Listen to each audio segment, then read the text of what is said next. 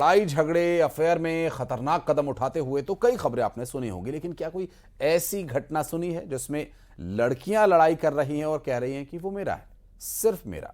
अंबिकापुर की ये खबर देखिए, कैसे बॉयफ्रेंड के लिए लड़कियां दो दुश्मन की तरह लड़ रही हैं।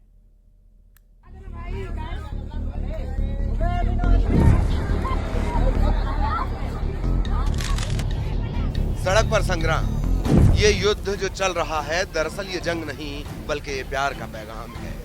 इस पैगाम को दोनों लड़कियां अपनी मोहब्बत तक पहुंचाना चाह रही हैं, कह रही हैं वो मेरा होगा, वो मेरा होगा।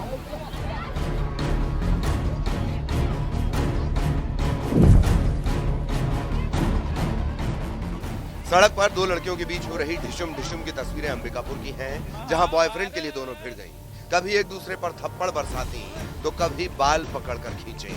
हंगामा इतना जोरदार था कि भीड़ लग गई।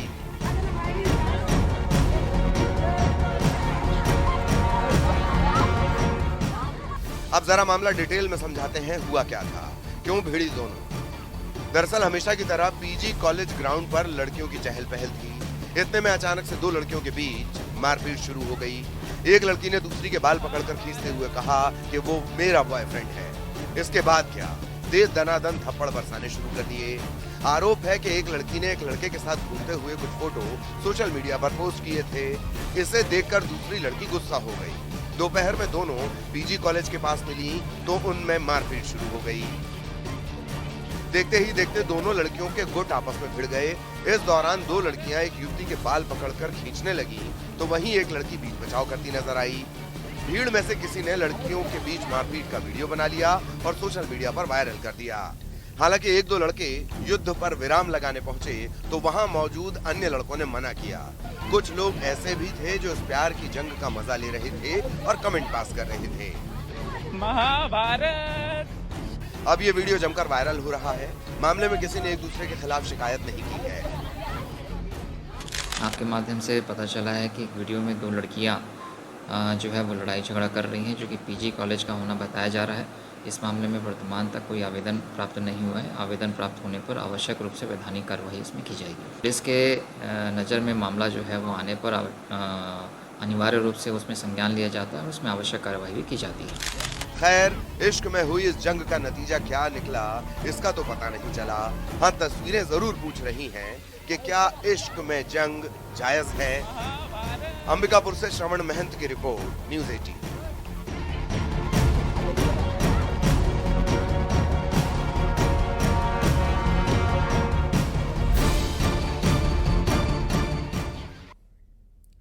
एक वीडियो जो सोशल मीडिया पर जैसे ही वायरल हुआ, पुलिस के होश उड़ गए। पता लगाने में जुटी कि आखिर वीडियो है कहां का, और फिर पता चला कि ये वीडियो जहां कभी डाकुओं का वर्चस्व था और फिर शुरू हुई कार्रवाई, वहां का है वीडियो और फिर गिरफ्तारी। क्या है पूरा मामला, इस रिपोर्ट में देखिए।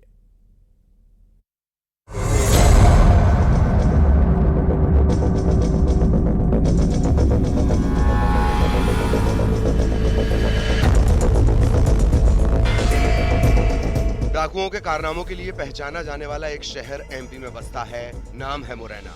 कहा जाता है कि एक समय था जब यहाँ बोली नहीं बल्कि गोली चलती थी। हथियार तो घर घर में होता था। पान सिंह तोमर, पुतलीबाई जैसे इतने डकैत यहाँ थे कि यहाँ का नाम सुनकर लोग थर थर कांपते थे। आज फिर मुरैना से एक ऐसी ही तस्वीर निकल कर आई है जो कह रही है कि यहाँ बोली नहीं गोली चलती है। शायद आज भी कई घरों में हथियार का जखीरा है। अब ये तस्वीर ही देख लीजिए जो मुरैना की कहानी कह रही है। देखिए कैसे कट्टे को साफ किया जा रहा है, ब्रश से चमकाया जा रहा है। दरअसल अवैध हथियारों की सफाई करते हुए महिला का एक वीडियो सोशल मीडिया पर वायरल हुआ था।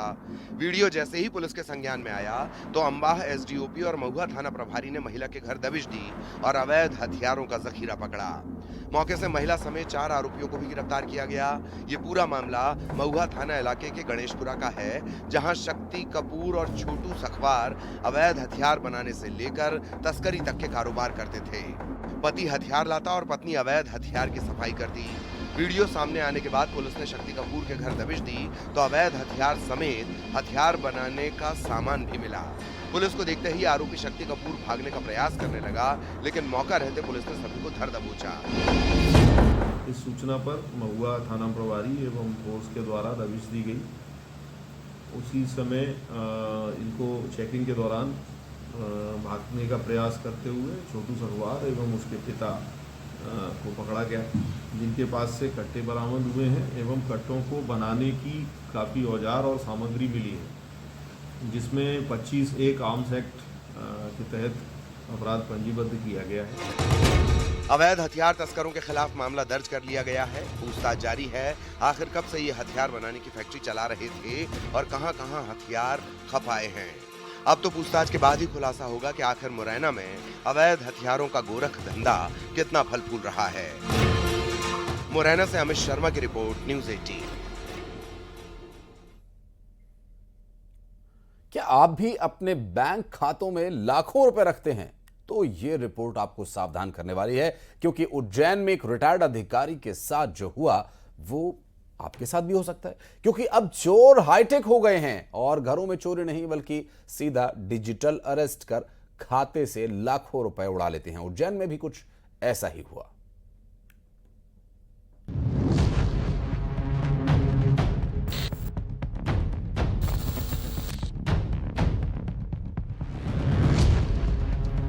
क्या आप भी अकाउंट में पैसा रखते हैं? तो सावधान हो जाइए, क्योंकि अब आपका अकाउंट सुरक्षित नहीं है। कुछ लोग हैं जो आपके खाते पर नजर रखे हुए हैं। कभी भी खाता खाली हो सकता है। यह खबर डराने के लिए नहीं बल्कि सावधान करने के लिए है। दरअसल अब चोर हाईटेक हो गए हैं। वो चोरी के नए नए तरीके इजाद कर रहे हैं। कभी सीबीआई अफसर बनकर आएंगे, कभी ईडी के, कभी कस्टम अधिकारी, तो कभी कोई बड़ा ऑफिसर। वो आपके घर में दस्तक देंगे, दरवाजे से नहीं बल्कि डिजिटली।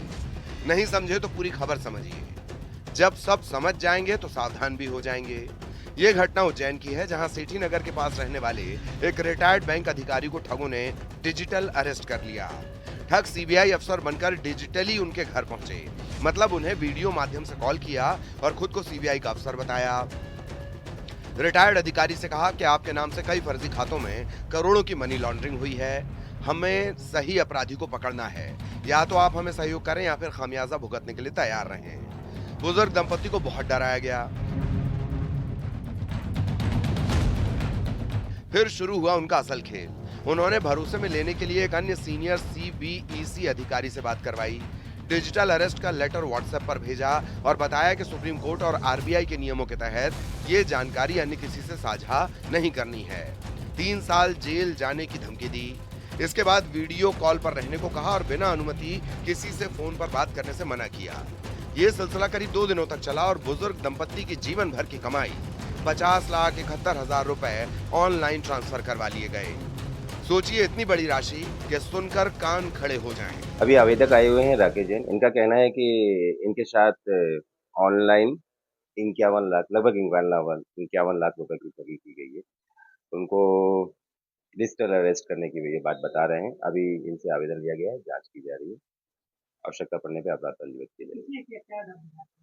इनको डर दिखाया गया था कि आपके आधार कार्ड से बहुत सारे मोबाइल नंबर एक्टिवेट हैं और उस पे किसी